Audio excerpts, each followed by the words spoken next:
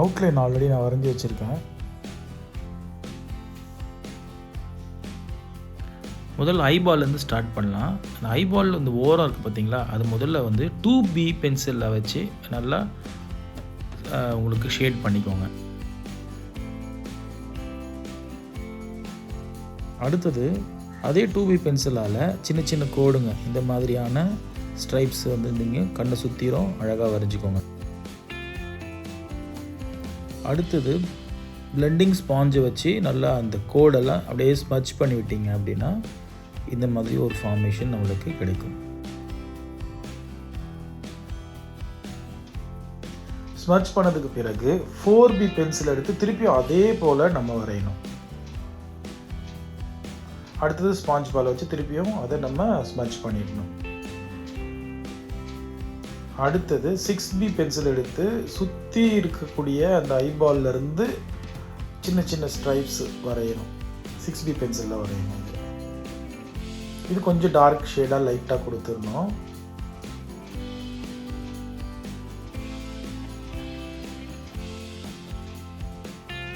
மேலே டார்க் பண்ணிவிட்டு அடுத்தது ஸ்டிக் ரப்பரை வச்சு இந்த ஐபாலில் இருக்கக்கூடிய இந்த சென்டர் பகுதியை மட்டும் நம்ம அந்த சின்ன சின்ன ஸ்ட்ரைப்ஸ் மாதிரி அழிச்சு விட்டுறணும். அப்போது நம்மளுக்கு ஒரு ரவுண்ட் ஷேப்பில் ஃபார்மேஷன் உண்டாயிடும். அடுத்தது 8B பென்சிலை வச்சு அகெயின் வந்து ஒரு சின்ன சின்ன இந்த மாதிரியான ஸ்ட்ரைப்ஸை நம்ம கொண்டு வரும்பொழுது இன்னும் ரியலாக நம்மளுக்கு அந்த கண் நம்மளுக்கு கிடைச்சிடும். அந்த ஒயிட்டை மட்டும் நம்ம டச் பண்ணக்கூடாது. அது வந்து ஒரு லைட்டோட ரிஃப்ளெக்ஷன். அதுதான் நம்மளுக்கு 3D எஃபெக்டே கொடுக்கும்.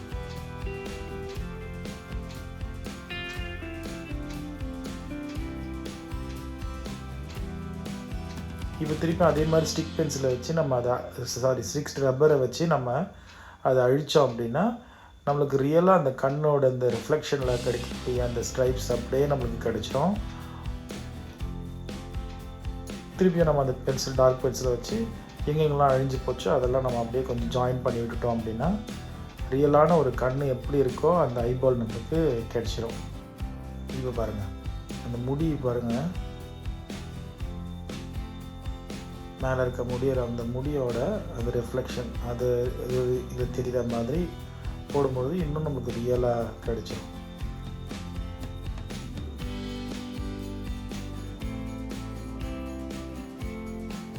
அடுத்தது கண்ணுக்குள்ளே 2B பென்சிலை வச்சு ஒரு பேஸ் கலர் கொண்டு வந்துட்டு அதை ஸ்மட்ச் பண்ணி விடணும். அது அந்த ஒயிட் வந்து ஒயிட்டாகவே விட்டுறக்கூடாது. இந்த மாதிரி ஒரு லைட்டான ஒரு கலர் கொடுத்து ஸ்மட்ச் பண்ணி வச்சுட்டிங்கன்னா இன்னும் ரியலாக இருக்கும். ரொம்ப ரியலாக வந்துடும் நம்மளுக்கு.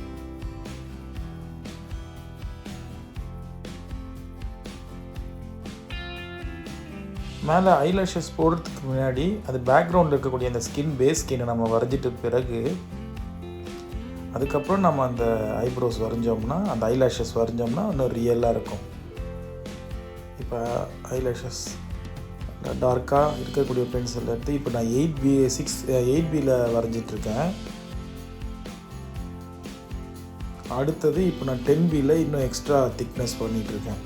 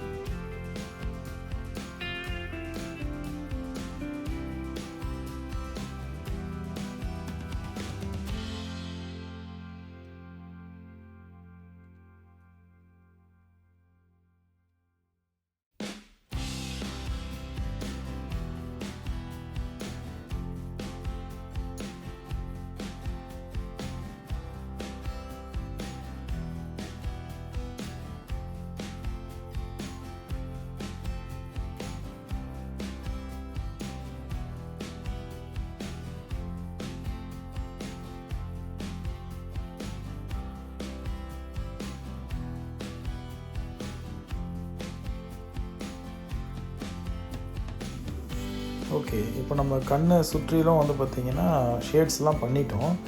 இப்போ இன்னும் நேச்சுரலாக இருக்கிறதுக்காக ஸ்டிக் ரப்பர் வச்சு அங்கங்கே ஸ்கின்னில் இருக்கக்கூடிய அந்த பிரிண்ட்ஸ்லாம் அழகாக வரைஞ்சோம்னா அழித்தோம்னாலே உங்களுக்கு அந்த ஒரு ரேகை இங்கே அழகாக தெரிய ஆரம்பிச்சிடும். உங்களுக்கு நேச்சுரலான ஒரு ஸ்கின் எப்படி இருக்குமோ அப்படி நம்ம கொண்டு வந்துடலாம். ஸோ ஸ்மட்ச் பண்ணிட்ட பிறகு அந்த ஸ்டிக் ரப்பரை மெயினாக நீங்கள் யூஸ் பண்ணி இந்த ஸ்கின் அழகாக நம்ம கொண்டு வரலாம். ஸோ ஸ்டிக் ரப்பர் வச்சு ரொம்ப அழகாக நம்ம வந்து ஸ்கின்னை நம்ம ரியல் ஸ்கின் ஸ்கேல்ஸ்லாம் நம்ம அழகாக கொண்டு வந்துடலாம்.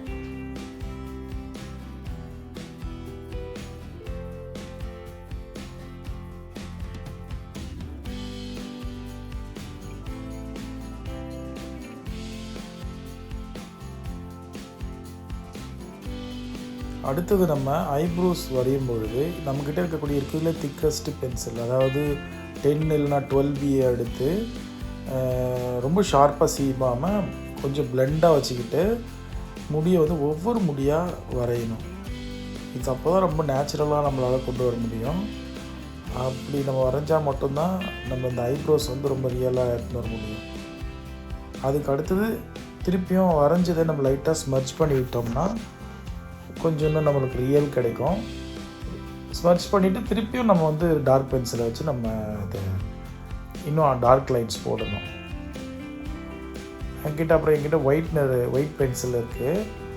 அந்த ஒயிட் வச்சு நம்ம அங்கங்கே கொஞ்சம் ஒயிட்டெல்லாம் நம்ம ஹைலைட் பண்ணோம்னா இன்னும் இந்த உங்களுக்கு அந்த தண்ணி இருக்கிறது போல், கண்ணீர் எல்லாம் இருக்கிறது போல் அழகாக உங்களுக்கு கிளிட்டர் ஆகும்பொழுது இன்னும் பளிச்சுன்னு இருக்கும், கண் வந்து நல்லா கிளியராக தெரியும். ஸோ ஒயிட்டு அது ரொம்ப முக்கியமானது, ஹைலைட் ரொம்ப முக்கியம். அதே மாதிரி ஐப்ரோஸ்க்கு கீழெல்லாம் பார்த்திங்கன்னா அந்த ஹைலைட் பென்சிலை வச்சு ஒயிட் ஹைலைட் வச்சு அது தண்ணி இருக்கிற போல் நம்ம வைக்கும்பொழுது இன்னும் நல்ல ஒரு கிளாரிட்டி கிடைக்கும்.